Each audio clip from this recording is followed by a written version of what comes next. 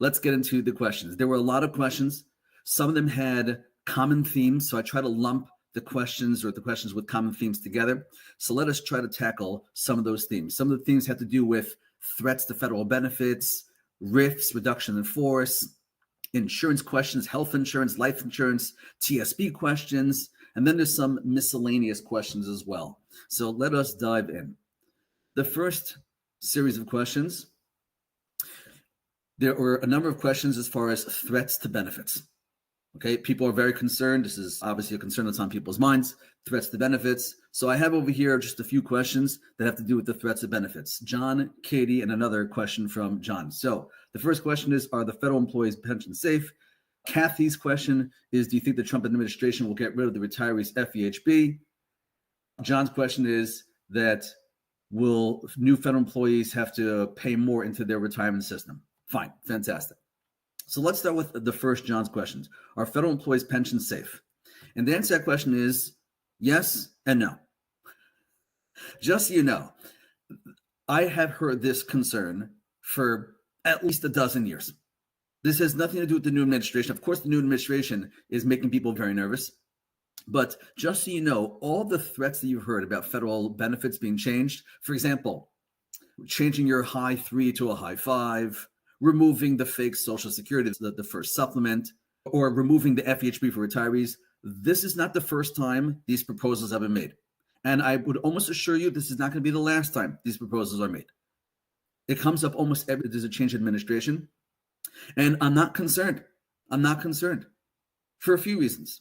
Number one, they've been talking about this all the time and they never seem to implement it. That's number one. Number two, even if they do implement it, it's usually for the new employees going forward. And the ones that are already in, they just get grandfathered in, which we'll talk about that in just a second. And then number three, even if there is a change, it doesn't go into effect instantaneously. There's usually a runway, a lead up time. So at least you have the ability to then reevaluate your course of action. So are federal employee pensions safe? My general sentiment is yes, they're fine. And by the way, when I say my general sentiment, let me remind everybody, for those who don't know, my wife is a federal employee. In my financial plans, I include her pension, the regular pension. Okay, so I include her pension. Now, I realize that's an assumption. And whenever you make an assumption in your financial plan, who has to live with those assumptions? You do. So obviously, if you feel that one of your assumptions is not to your liking, if you feel that, Stefan, maybe we should not assume the full pension, maybe we should assume a reduced pension, maybe we should assume that FEHB is not going to be entirely subsidized by the government. It's going to be whatever the government subsidy is going to be, is going to go away in retirement. If you want to change those assumptions, I'm happy to make changes in your projections. But just going forward, for my wife, I assume the pension is going to be there. For the health insurance, I assume that the health insurance is going to be there as well. So these are assumptions that I assume. So that's why when you ask me, are federal pensions safe? My answer is yes and no. The reason why I say no is because it could be that the pension was misstructured, just like Social Security was misstructured. As we all know, Social Security is running out of money. And if they don't change the Social Security system in some way, they may have to start scaling back benefits in less than 10 years from now. That's not because there's new rules and the new administration changed the Social Security system. That has nothing to do with that. That has to do with the misstructuring of the benefits to begin with. I'm sure you guys heard about this. I'm sure you heard that in 2013, new hires in the FERS retirement system, they have to pay more into the FERS retirement system.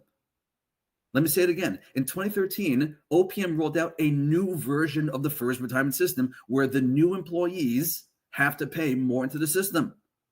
So, for example, if you were hired before 2013, you're paying 0.8% into your FERS retirement system. If you're hired after 2013, depending upon when you were hired, some of you are paying 4.4% for the same exact benefits. You're just paying more. Now, why are you paying more for the same benefits? One of the reasons is because in order to keep the system afloat, we need more money. So, are your pensions safe? The answer is yes and no. And ultimately, if you want to use it as an assumption, or if you don't want to include it as an assumption, that's going to be up to you whether you include it or not in your financial plans. Just so you guys know, from my clients, I'm sure you've heard this from me before. When I project my clients' pensions, I assume zero COLAs. Zero COLAs. That's one of my conservative assumptions that I bake into my financial plans. Fantastic. So Kathy's question has to do with, will the Trump administration give it a retirees FEHB or make them pay for the entire cost of the insurance? So Kathy, it's a great question. Obviously, I don't know the answer to that question, but here's what I will tell you. We do have a precedent of a previous president removing or changing the rules for FEHB for retirees. For example, President Biden. I don't know, does anybody here remember what President Biden did in 2022? So President Biden had his, what's called the Postal Service Reform Act, PSRA, the Postal Service. You guys can look it up. You can Google it. Okay. So Postal Service Reform Act 2022, President Biden required that postal employees get Medicare with their FEHB. Okay. So it could very well be that the same way President Biden made postal employees get Medicare with the FEHB, that wasn't originally the plan. There are many federal employees, they retired just relying on their FEHB. They were not planning on getting Medicare. But then came President Biden and he forced them to get Medicare. So is that a possibility in the future? It is a possibility in the future. Will it happen? I don't know. My assumption is that it's probably not going to happen. But I do have good news for you, that if it does happen, the Postal Employee Reform Act may be a precedent, because what happened with the Postal Employee Reform Act is that the postal employees were forced to have Medicare, but they were not penalized for picking it up late. That's a big deal. So it could be that you guys could just choose your FEHB without the Medicare. And in the future, if they force you to have Medicare, so then you could get it without penalty. That could very well be the case. Now, coming back to Kathy's question, she's not necessarily asking about Medicare. She's asking about, will the government portion be removed and now you have to pay the full portion? And the answer may be, it could be. And at that point, you may have to take Medicare. And the question is, meaning not have to, but meaning you may want to take Medicare, because at that point, Medicare may be less expensive.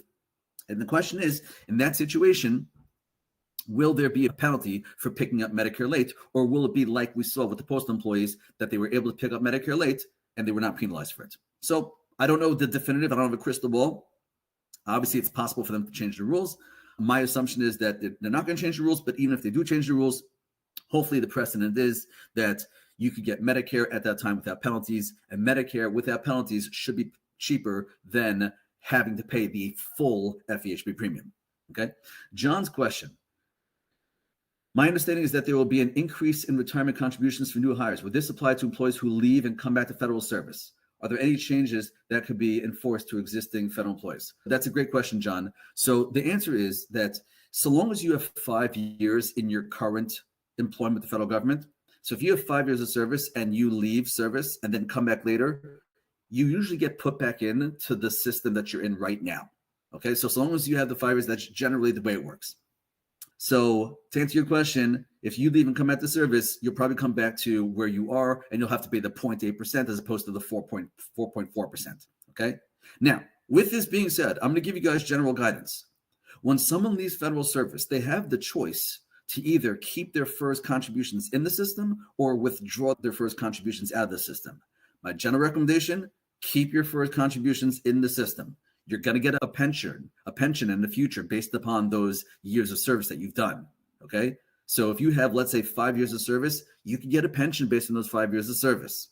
And that pension is very valuable. It's usually much more valuable than the money that you're pulling out and some of the interest that you can get on that money that you pull out. So again, my general recommendation would be that if you leave federal service, keep your first contributions in the system.